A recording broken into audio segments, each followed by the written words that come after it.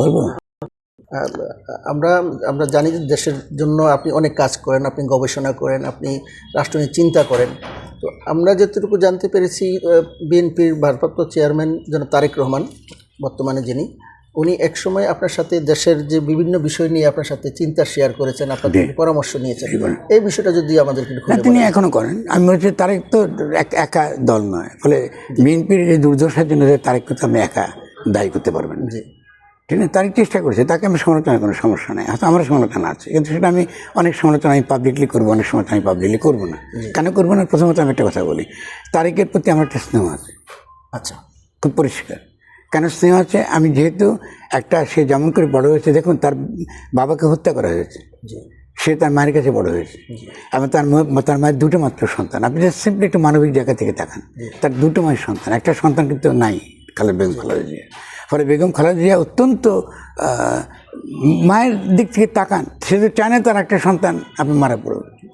ফলে বাংলাদেশে হতে পারে বিএনপি অনেক ভুল হয়েছে, হতে পারে তারেক অনেক ভুল করেছে, কিন্তু আমি মনে করি যে তারেকের প্রতি আমার যে স্নেহ, এটা কারণটা কি, এটা যুক্তি দিয়ে বোঝায়, কারণ হতে হবে তারেক যখন বিএনপি যখন প্রবল ক্ষমতা, তখন আমি যখন যে কৃষি কাজটা করি, একটা টাঙ্গাইলে জায়গায় কৃষি কাজটা করি, সেখানে সকলে বলছিল যে ফরহাদ মোজাহিদ সাহেব কোনো সার কীটনাশক কিচ্ছু ছাড়া উনি যে উৎপাদন করেন, প্রায় উনার কাছে 2,500 জাতের ধান আছে, এবং তিনি যে উৎপাদনটা করেন সেটা কি, এটা এই প্রথাগত চাষাবাদের চেয়ে অনেক বেশি, which is true, factually true.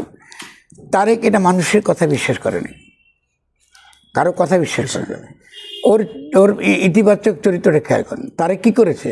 Tarique নিজে গাড়ি চালিয়ে নিজের হাতে, নিজে, এটা মনে রাখবেন, এটা আমি তথ্য আকারে আপনাকে বলছি, নিজে গাড়ি চালিয়ে সে এখান থেকে টাঙ্গাইলে গেছে, গিয়ে সে দেখতে গেছে। যখন সে দেখতে গেছে, আমি তারেককে বলেছি, তারেক এখানে এসে কিন্তু বিএনপি জিন্দাবাদ কিন্তু হবে না, তোমার দল বল নিয়ে তুমি এখানে আসবে না, তুমি এখানে আসবে কিন্তু একজন ছাত্র হিসেবে।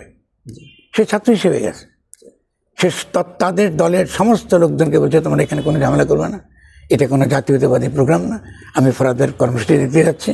এবং সে সেখানে গেছে, কৃষকরা একত্রিত হয়েছে, পুরো গ্রামের কৃষক একত্রিত হয়েছে, এবং তারা আমার কথা শুনছে, আমি বলতেছি, তারা বলছে না আমি এই কথা শোনো, কিন্তু আমি বিশ্বাস করলাম, আমি নিজে গিয়ে দেখবো। তারেক নিজে গিয়ে মাঠে দেখেছে। তো এই ছেলেকে আমি ভালোবাসবো না, কী করবো বলেন আমাকে? আমি তো ওকে চোখে দেখেছি। আপনি মেলা কাহিনী তাকে বলতে পারেন যে আমেরিকা এটা করতে, সরি ইংল্যান্ডে বসে এই করছে সে করতে, ভালো, কিন্তু আমি যেটা দেখেছি, আমি তো সেই তারেককে চিনি। তারেক সেখানে 3টা গাছ লাগিয়ে এসছে, আচ্ছা, তার নিজের হাতে। আমার সে ওখানে টাঙ্গাইলে 3টা গাছ সেখানে দাঁড়িয়ে আছে, 3টা গাছ, একটা তার মায়ের নামে, আমি বলছি তোমার মায়ের নামে, এটা তোমার ভাইয়ের নামে, এবং এটা তোমার নামে। তো 3টা গাছের মধ্যে একটা গাছ নাই, 2টা গাছ আছে। এটা হচ্ছে আমরা যারা ফকিরি ধারার মধ্যে, আমাদের কত অদ্ভুত কিছু আমরা কুসংস্কার বলতে পারি, এগুলো কুসংস্কার মানি আমরা। এই কুসংস্কারের মধ্যে আমরা অনেক কিছু দেখি, অনেক কিছু বোঝার চেষ্টা করি, সব যুক্তি দিয়ে বোঝার ব্যাপার নেই। সেই জন্য আমি মনে করি যে আমাদের উচিত হবে তারেককে বুঝতে পারা, তারেকের ভুল থাকে, তারেকের তো ভুল না, তার রাজনীতির ভুল আছে। এবং আমি খুশি হতাম যদি তারেক যদি একটু আরও পড়াশোনা করতো, এটা আমি খুশি হতাম। যদি এখানে এতদিন যখন ছিল, তখন সে যদি একটু আরও ইন্টেলেকচুয়াল বুদ্ধিভিত্তিক লড়াই বা বিভিন্ন ক্ষেত্রে যদি লড়াইটা বুঝতো, অর্গানাইজেশন সে চেষ্টা করেছে, আমি দেখেছি তার প্রাণপণ চেষ্টা করেছে দলটিকে সে টিকিয়ে রাখতে। ফলে তার ইয়াংরাই জন্য তাকে পছন্দ করে। ফলে কিন্তু সে তো একা তো পারবে না, কারণ তার দলটাই তো ছিল দুর্বৃত্তদের দল। তো সে একাই দুর্বৃত্তদের কী করে এখানে সে এদের কাছ থেকে দলটাকে উদ্ধার করবে? এত সহজ কাজ না। ফলে আপনার যত সহজ রোমান্টিক আকারে একটা বিচার, আমি তো সে বিচার করব না। আমার দোয়াটা হবে খুব সিম্পল। আজকে খালেদা জিয়া আছেন, হাসপাতালে আছেন, আমি তার জন্য দোয়া করি। আমি মনে করি অসম্ভব মহৎ একজন মহিলা।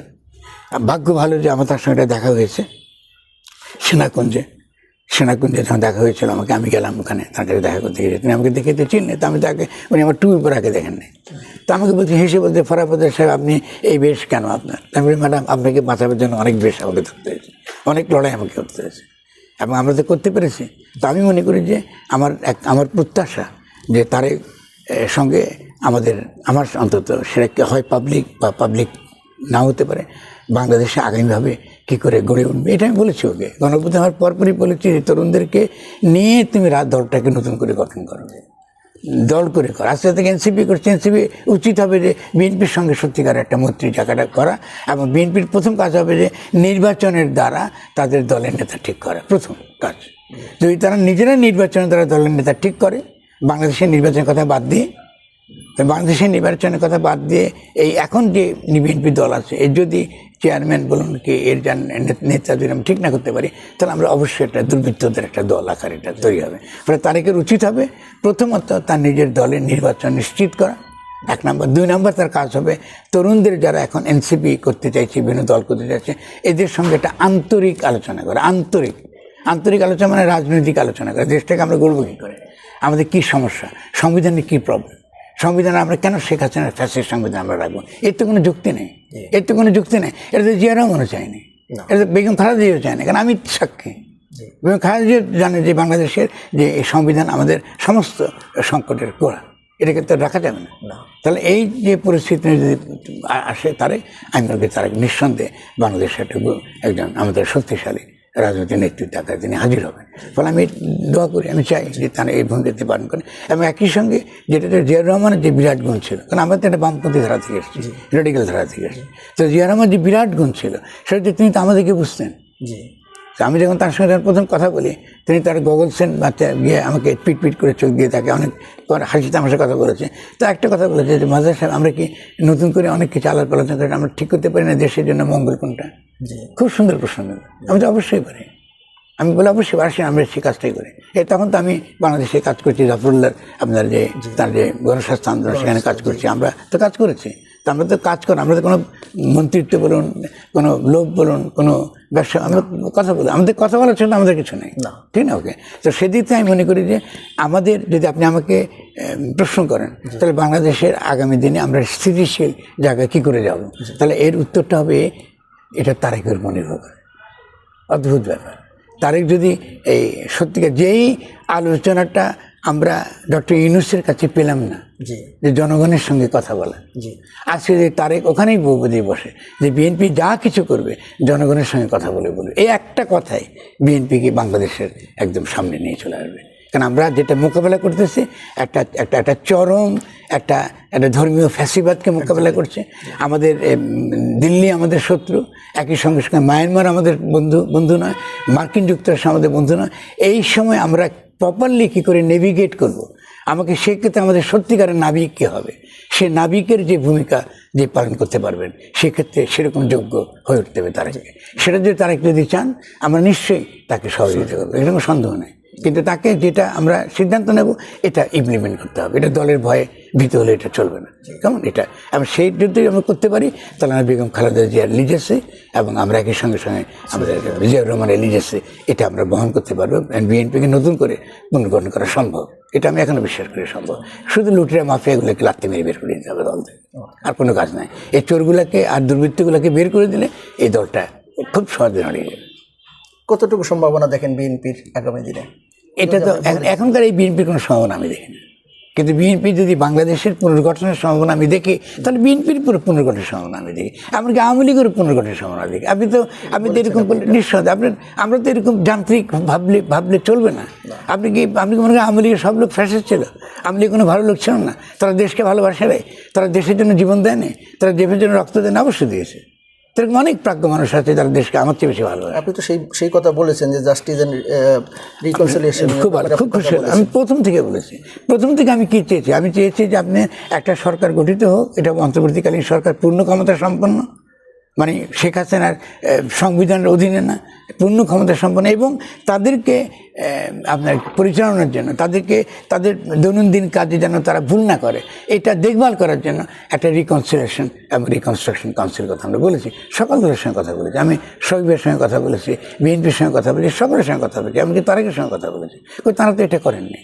তারা এটা না করার ফলে আজকে বাংলাদেশে এখনকার যে এই পরিস্থিতি, একটা ভয়াবহ পরিস্থিতির দিকে আমরা এটাকে ঠেলে দিচ্ছি। তখন তাদের তো উচিত যে আমি যে কথাটা বলেছি এটা আবার রিভিজিট করা, আরেকবার পুনর্বিবেচনা করা, এটা করা পসিবল কিনা দেখা। ঠিক আছে, আমাদের ডক্টর ইউনূসের ফর্মুলা শুনতে আমাদের কোনো কথা নেই, কারণ তিনি তো আমাদের খুব ভালো ফর্মুলা দিতে পারেন না, যদি কিছু করতে পারেন না সে অর্থে। তাহলে আমরা কি এভাবে কি দেশকে ছেড়ে দেবো নাকি? এটা তো হতে পারে না। তাহলে আমাদের উচিত হবে যে সকলে মিলে বসা। আমি সেক্ষেত্রে আমার এটা আমি কতটুকু জোর দিয়ে আশা করতে পারবে জানি না, সেক্ষেত্রে তারেকের উচিত এই ধরনের একটা উদ্যোগ নেওয়া, একটা তরুণ নেতৃত্ব আকারে আগামী দিনের তরুণদের যদি সে নেতা হতে চায় তারই উচিত হবে যে এই ধরনের নেতৃত্ব, যে না ঠিক আছে আমরা ভুল করেছি, তো করে তাতে কী হয়েছে, ভুল কি শুধরানো যায় না, তাহলে ভুল শুধরাবো। আমরা চাই জনগণের সঙ্গে কথা হোক এবং জনগণের সঙ্গে কথার মধ্য দিয়ে আমরা একটা সকলে যেটা মঙ্গল বলে মনে করে সেই পথে আমরা অগ্রসর হব। ধন্যবাদ, আমাদেরকে এত ব্যস্ত সময়ের মধ্যে সময় দিয়েছেন। আমাদের দর্শকরা নিশ্চয়ই এর দ্বারা সমৃদ্ধ হবে। আপনাকে আবারও কৃতজ্ঞতা। আপনাকে অনেক ভালো থাকবেন। দর্শক মন্ডলী, এই ছিল আজকে আমাদের আলোচনা। আপনারা ভালো থাকুন, সুস্থ থাকুন। অন্য দিন অন্য কোনো বিষয়ে আবারও কথা হবে। আল্লাহ হাফেজ।